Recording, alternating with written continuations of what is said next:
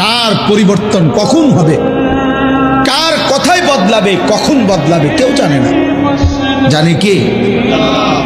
ফুজাইল ইবনে ইয়াজ বড় ডাকাত সর্দার ছিলেন।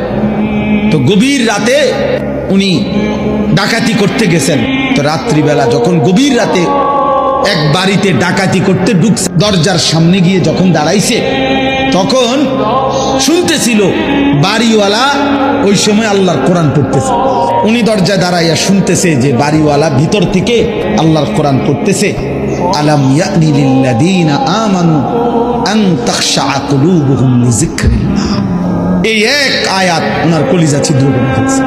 উনি পিছন দিকে ফিরে এসে আর চিৎকার করে দুই হাত তুলে বলছে, আয় রব, আয় মাওলা, সময় হলো, হয়েছে সময়, আমি আর এই নাফরমানির জিন্দেগি করব না, দিলাম ছাইরা।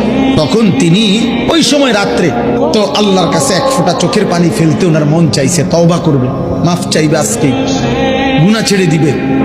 তখন উনি তওবা করে সরাসরি হিজরত করে আল্লাহর ঘর মক্কায় চলে আসছে, আর বাকি হায়াত কাবার পাশেই উনি জীবন কাটাইছে। এরপরে উনি হইছেন সাইয়্যিদুল আউলিয়া, আউলিয়াদের সর্দার। তাহলে বললাম আর কি, যে কোনো কথা, কোনো এক আচরণ, কোনো এক শব্দ অনেক সময় চেঞ্জ করে ফেলে, জীবন তুলপার করে ফেলে, জীবন পরিবর্তন করে ফেলে।